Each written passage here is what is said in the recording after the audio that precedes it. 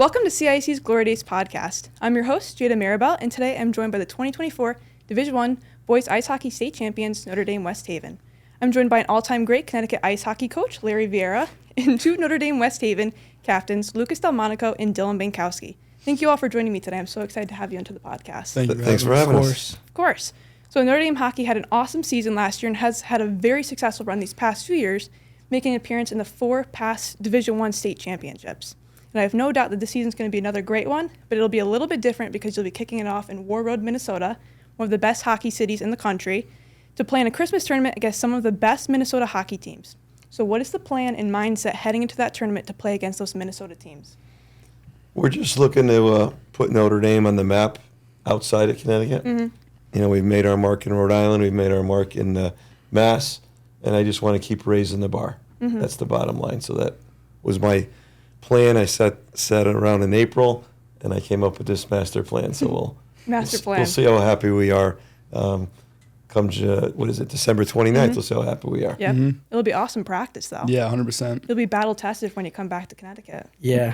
You know, like he said, basically we just want to go up there and win. Mm-hmm. That's what we always try to do and try to keep on growing the organization, just making it better. Mm-hmm. And that's probably a big step if we come out of there with a winning record. So Yeah, definitely. that'd be big. It's a great 100%. opportunity. I think our mindset's definitely going to be it's any other game, though. You can't go in there thinking we're in Minnesota. You got to take it as any other game and kind of take the punches and roll with them. True.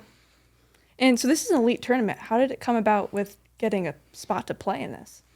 I'd like to say it was through my connections, but it was purely luck. Oh, okay. So I started to call Division I coaches. I wanted to play Minnesota teams. And as I talked to these guys, we would not be a good match. They had teams with 9 Division I commits. Their extra players were USHL commits. Mm-hmm. We're good. We're not that type of level. Mm-hmm. So they said, why don't you call some Division II teams, but don't call War Road. Mm-hmm. So, as always, when people say don't call War Road, that's the first guy I called. And it just so happened that they've had this tournament for 30 years, and a team dropped out that's been in it for 20. Oh, wow. So it was just pure luck. He did some research on us, and they felt it would be a good fit. Mm-hmm. Oh, that's good timing, right? So great timing and good luck. Yeah, that'll be awesome. Great experience. And that's Christmas Day you're leaving, or right after Christmas? We're leaving Christmas Day. Bah humbug. Yeah. And on the positive note with that, the parents were super supportive in the school because I did present it to them prior to committing. And the parents thought it was a good idea. They'll do Christmas on Christmas Eve, and we'll spend Christmas together. Oh, that'll be nice. Yep. That'll be awesome. And I found a place on Christmas Eve. That's when we arrive. We got some Chinese food will be delivered. There you go. We'll be good to go. Yeah. It was called King Garden in War Road. Nice. So we're a little good. shout out to them. So we're good to go. You're set. Hopefully you guys like Chinese food. Yeah. So, Leary, you're a phenomenal coach. You've earned your 500th career win this past season. You've coached for different schools throughout your career, but you've won countless state championships. So how do you continue to build and then maintain these incredible programs? It's all about the players. It really is. I mean, players make coaches look good. And I surround myself with really good assistant coaches that aren't yes men. And that's really the bottom line. And you know, I want high character kids that work hard, and the formula seems to work. So really, it's about the kids and the surrounding cast, really. Yeah, absolutely. Yeah, the kids are the main bread and butter. What do you expect from your athletes? What is the standard that you hold them to continue to create these teams? You have to have discipline. You have to have a work ethic, and you have to believe in team over I. And I'm fortunate at Notre Dame where I can look for kids like that. We try to weed out the kids who make bad decisions, the kids who don't work hard, and really that's the foundation for success in all parts of life, in my opinion. Yes, very true. And what are some of the other core values that you and the rest of the coaching staff try to instill, besides that discipline and that hard work ethic? Well, definitely teamwork. There has to be a family atmosphere. I think that's the biggest one. And accountability. You know, we hold the kids accountable, and these guys have always responded to that. Yeah, it was very cooler to see last year on the ice. You guys all played very well together. And you're great athletes, but you're also great people off the ice. Which is that's one of our big things at ND, team bonding. Like over the summer, we're all together, we're working out, we're lifting. So we're together pretty much from July 5th until when the season starts. Yeah, that really helps with team chemistry. 100%. You have it off the ice, you have it on the ice. Yep. Yeah, we all just know each other, which is good. Yeah. It's not like just a bunch of people on a team. So Yeah, you it's guys like are a bunch friends. of friends. So Yeah. Yeah, helps that makes a a lot. big difference. yeah. So last year in the state championship game against New Canaan, who was seeded number 1, you defeated them 4-1. So what was your game plan heading into that game, and how did it evolve throughout? Nice. I'd say we definitely weren't worried about the seeding or anything like that. We knew we'd played a tough schedule, which had an effect on our seed. But our mindset was we've played them before. We kind of understood that if we can get up on them early, kind of score early, the goalie would crumble. And then with that, the rest of the team did. We knew this was a big thing for them. They haven't been to a state championship in a long time. So as Coach Larry was saying, the week leading up to it, the whole town would be there, and they were. They had a lot of people around them, but it was nice to get to send them home early and send them packing. Yeah, for us, like you said, we've been to state championship 4 years in a row before that, or 3 years in a row before that. So I try to just think of it as another game. For us, they had I think they said it was like their first state championship like 25 years. So they had a lot of ride on that game. It was a huge game for them, obviously a huge game for us. But like he said, we knew we just needed to score first. And then if we scored first, we knew the rest would just follow, and we would just need to keep on scoring and just, pound them hard down low, just keep on getting shots on net, and rest would just come together. Yeah, you guys had a strong plan going. It worked. Yeah, You guys had 100%. knocked them out of semifinals the year prior. I Yeah. I believe I think so. Yeah, I the think year the so. last prior, couple of years Yeah. we've taken them out, yeah. we've been a thorn in their side. Yeah. So they came back for revenge, but you guys still came out Yep. on top. Yeah. So. Was there a specific game or moment in the playoffs that stood out as a defining moment for the team? I think definitely the end of the second period versus Simsbury, because that was a game we had walked into, kind of unsure of if they were really good and they were as good as their schedule had said, because they played weaker teams, but they were kind of beating them by a lot. So we weren't 100% sure on how physical or how tough they'd be, and then they took a 1-0 lead early. And going into that second period, we knew we had to turn something around, and we had to talk with the team. The whole team kind of bought in and dug in. And so we kind of rolled with that. We didn't get anything till, I think, 8 minutes left in the second period when Lucas actually scored a nice rebound goal, and then we kind of rolled from there. And after that, it was pretty much our game from there on out. Yeah. Momentum definitely shifted second period of that game. Yeah. I think the momentum shifted probably in the first period when Lane made that one save when they came down. Because if they score that goal, that's they go up 2-0 in the first period. That was the first time us even going down, I think, against the Connecticut team all year. Yeah, So okay. that definitely, probably caught us off guard, but we just knew that we were just needed to come back second period and just probably, like he said, we just all needed to buy in. And that probably changed the whole season. Yeah. So how do you stay focused with the ups and downs of a game or a season? Because that game, for example, it was you didn't know how it was going to go. So how do you stay focused in those moments? It's definitely just kind of understanding, we knew who we were as a team, so we weren't worried once they scored. We knew, all right, we need to, the goals are going to come. We just got to stick to our game plan. We had a good plan going in, forecheck them hard. We knew the D down low would cough up pucks, and that's kind of what happened throughout the game. We got chances during that. Their goalie made some big saves, but once the shots started falling, it was kind of our game from there on out. Yeah, we just try to remember who we are as a team. We know that even if we go down or if we're losing a game, that's not who we are. We know that we can always come back and that we have guys that know how to score goals and a goalie that can make big saves when he needs to. So we just knew that even if we went down, it was never the game's already over. So Yeah, you could always come back. yeah. So what was that the most challenging in-game moment of the season, or were there other ones that come to mind? I would say probably playing prep in the SEC chip was tough. We know we had beat them, I think, the game before, but we lost to them the year before that in the SEC championship. So we knew that they're always just a tough team to beat, and they always pack that game. That game's always packed, so it's a hard game to play in. But we knew that again, if we just scored first, then it goes our way sometimes. So From a coaching perspective, the Simsbury game was the most challenging. Really? Yeah. Just because I don't like playing teams that are loaded with seniors. True, because they're I experienced. just know that it's their last hurrah, and they do special things. And then they started to trap us, and I said, "Oh boy, here we go." And Lucas was right about Lane, and I would almost even counter that. If he didn't make 2 saves, we'd have been down 3-0. Yeah. I mean, he made saves that you just can't Yeah, make he was on incredible. on the high school level. You just don't make them. And without that, we were in huge trouble. Yeah. And I thought we were in big trouble down 1-0, quite frankly, just because Simsbury wasn't playing to win anymore. And then when you're playing in the semifinals, your heart beats a little bit, your palms start to sweat, you hold the stick a little bit tighter. It's weird. It's a different season. The playoffs are a different season. If you haven't played in the playoffs, as Lucas pointed out, New Canaan, it's a challenge the first time to play in a big arena. Yeah. And you just can't, until you experience it, it's tough to explain. You guys have plenty of experience in that. That must be why you guys always come through with a win. We're very fortunate. Yeah. Yeah. So besides you, Lucas, Notre Dame has lost their entire first line and goaltender, losing all-staters like Logan Hurd, Lane Jackson, and James Mascari. So what's the plan this year to mesh new players to the roles of those veteran players? Obviously it stinks losing big guys like that. They were a huge part of like the success last year. But we just been skating with the team, and lucky for us at Notre Dame, we're very deep, and we have guys that maybe even last year could have stepped up in those positions, and we have guys that are ready this year to always fill in and that are just ready to play at that kind of level, at that like first line. And so, but we just try to get everyone together, make sure like who's working together like early in the season just to see who works out, and that's kind of what we do. Yeah. Yeah, you guys have very strong lines. Not just the first line. The second and the third line are very strong as well. Yeah, I think at ND we're big on the next man up theory, where one guy goes down or one line's not playing well, that next line that's up is ready to go. So I think the kids that were in that spot last year are more than ready to go this year. Absolutely. We're very deep, and we're a senior-laden team. And so basically the younger kids are going to have to mesh with these guys. And it started with great leadership this summer.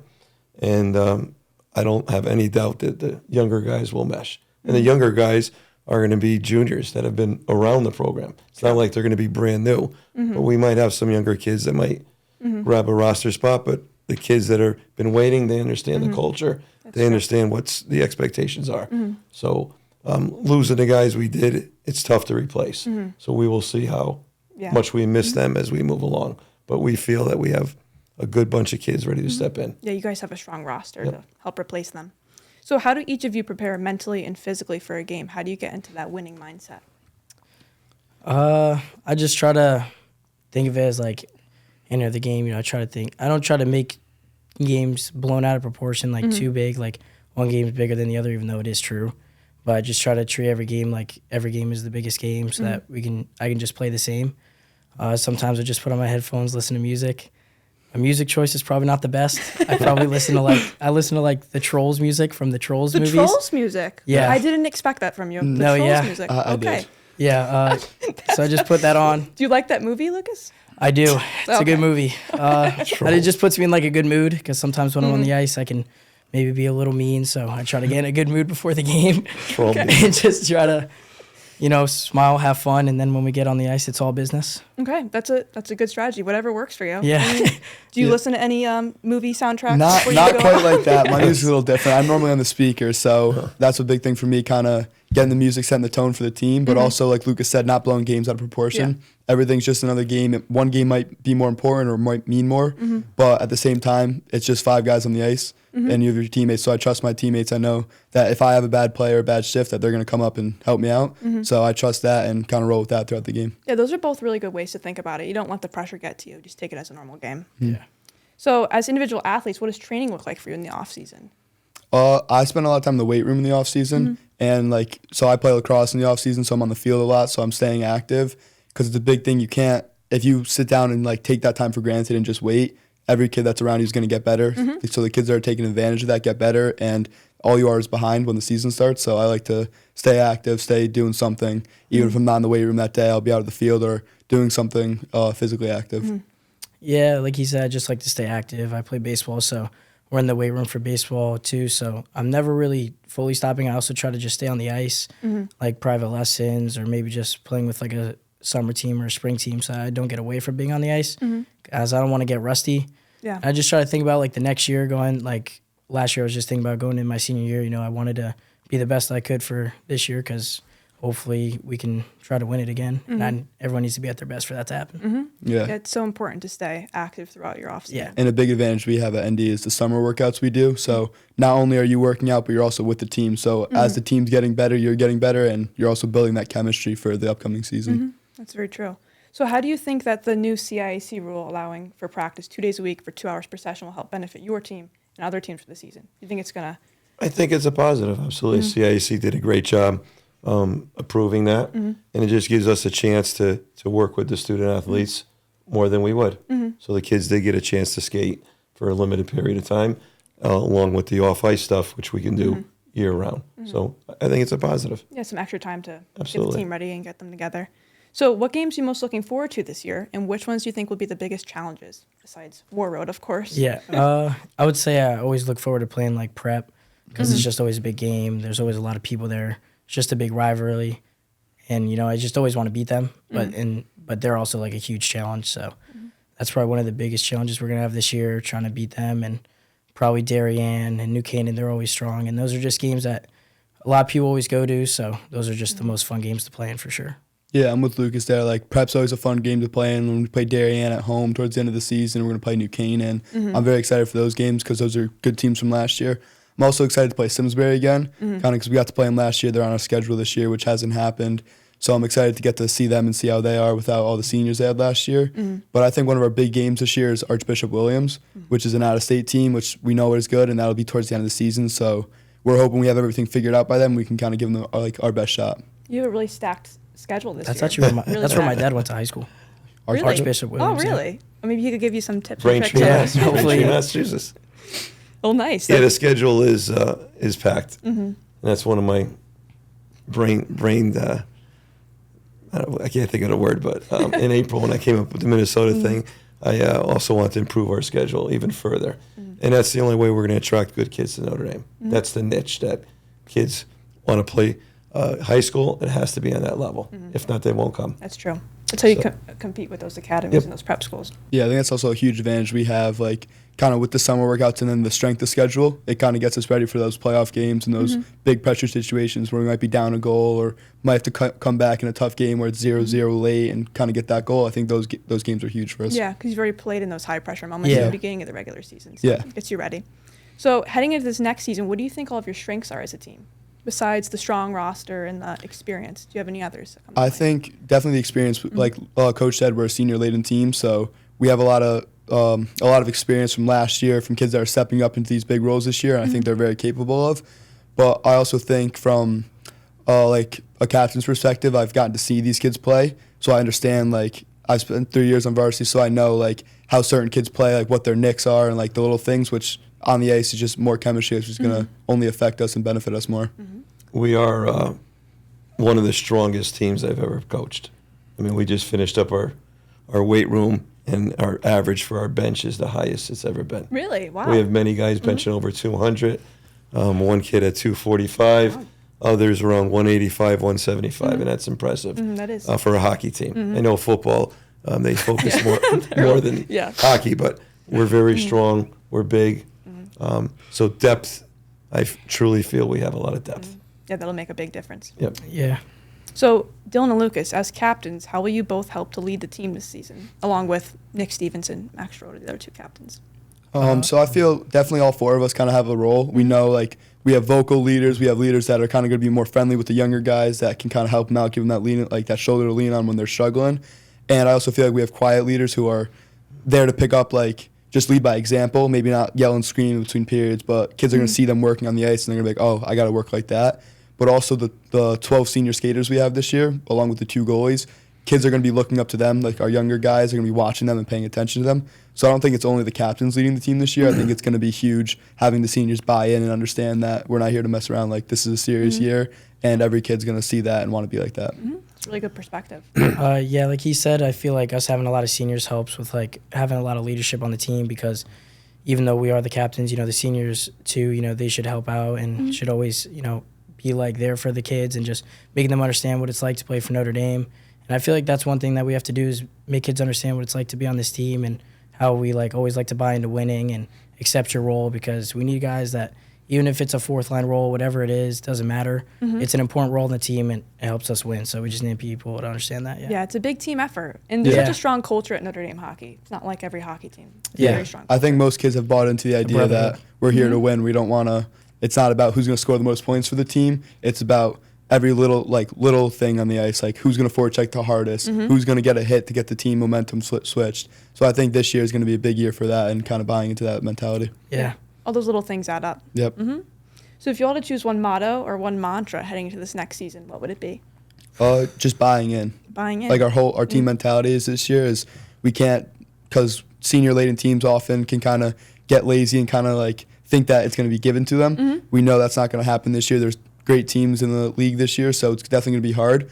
But I think as long as everyone buys in and the whole team understands and fits that role of, all right, I might not be scoring every game, but I'm going to forecheck and not let them score or maybe force a goal for my line. If everyone could buy into that mentality, I think we'll be really good. Mm-hmm. Yeah, that's a really great way to go about it. Probably just like be gritty because like that's what we always do. We're always just a gritty team. Try to, forecheck hard, get underneath team skin. Maybe try to get them off their game, and I feel like that always helps because if we're just always on teams like right away, and I feel like that always helps us out a lot. Yeah, to come in strong. Punch the time clock. Punch the time clock. What's the meaning behind that? Once we start 6 a.m., punch the time clock. Let's get to work. Okay. You guys all had different mottos there, a little different meaning. We're a lunch pail team. Mickey Dowd Lunch still has pail the team. best motto for the team. Does he? Yeah. Can't say it. Okay. Maybe don't say it. We don't want to get canceled. Okay. As the current reigning Division I champions, if you had to share a piece of advice to fellow athletes and to fellow coaches, what would it be?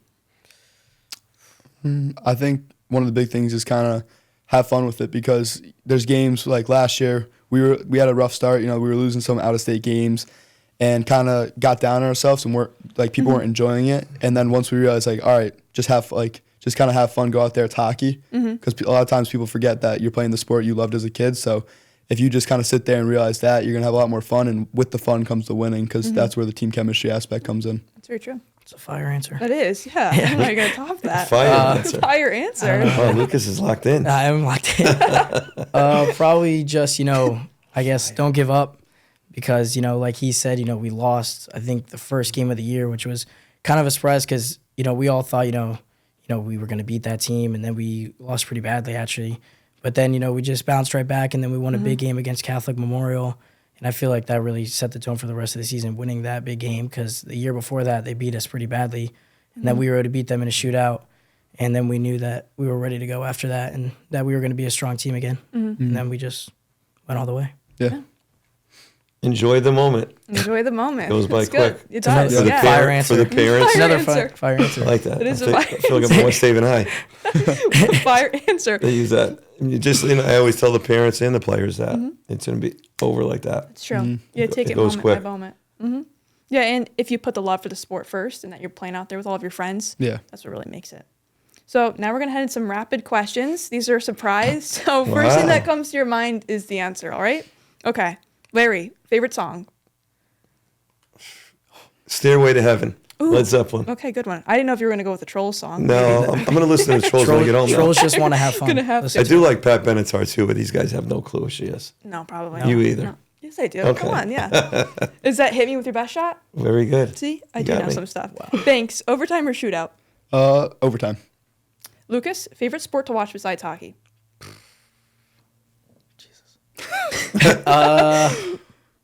Rapid basketball. fire. Basketball? Yeah. Okay. I thought you were going to go maybe baseball. Yep. No. That's the worst Play sport. it, but you That's don't the wanna worst watch sport it. to watch. I'm going to be honest. It is. I It's love a- baseball, but I could never watch a baseball game. It's a longer styled game. It takes like Yeah, 5 exactly. hours. Hockey. Larry, all-time greatest goaltender. Ken Dryden. Montreal Canadiens say who. Okay. He came up in 1971. He beat the Bruins Oh. right out of the Ivy Yeah. League. Banks, are you a superstitious player? Leading up to a game a little bit, but it won't knock me off my game. What do you do? That's superstitious. Just kind of the way I get dressed, the way I warm up is normally the same. Okay. Routine. Lucas, shoot or dangle? Dangle, 100%. My shot's terrible. Oh, okay. Larry, favorite movie?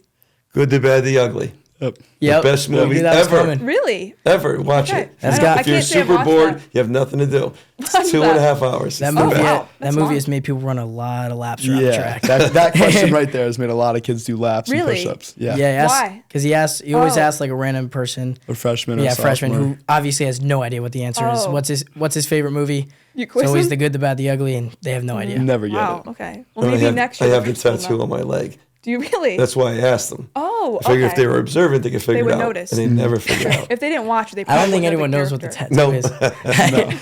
Maybe they don't look close enough. All right. Banks, favorite athlete? Favorite athlete, Charlie McAvoy. Okay. Lucas, favorite quote? I'm him. That's That's my you. senior quote. That is. Yeah. That's you right there in a quote. Yep. Larry, ever been around the Stanley Cup? Yes. Dean Lombardi, who I played college hockey with, Oh, wow. brought us the Stanley Cup into Massachusetts. That's where he's from Springfield, Mass. So when he was the general manager of the Kings, he brought it down and invited some of his old players from UNH to go see it. Oh, that's a So, once-in-a-lifetime it's a beautiful- experience. Yeah. beautiful thing. Did you get to touch it or no? Oh, yeah, of course. Yeah, of course. There's actually a guy that's his job with the NHL. He takes the cup, protects it, and then he goes from player to player, coach to coach, general manager to general manager, Yeah. and they go to every town where those folks live, And he just guards it? and he guards it. What did he do this year when Florida jumped in the ocean with it? That probably I was wasn't there. That probably wasn't too good for the... It was jumped in the ocean. funny because Yeah. I was in Fort Lauderdale in the Keys for that time, and I was doing my jog. It was the Florida Florida? boys, and then we watched them jump Yeah. with the cup. Seems like it would get rusty Yeah, after I'm that. sure they cleaned it up. Yeah, they'd have to. Okay, Banks, best player in the NHL right now. I mean, it's got to be Connor McDavid. I don't think that's really a question. Okay. Maybe not Sidney Crosby or anyone? No, like that? it's definitely Connor McDavid. Lucas, what kind of curve do you use? McDavid curve. It's the best curve. Right now, I think I use the Kane curve though, because I wanted the white proto, and they didn't have it in the McDavid curve, so I was like, whatever, I'm just getting this curve. Second option, I guess. Beautiful. Larry, favorite moment of your career? Coaching, Yeah, coaching. playing. You could give me one of each. Playing. We'll do playing. Playing is when I played. We almost beat Lowell.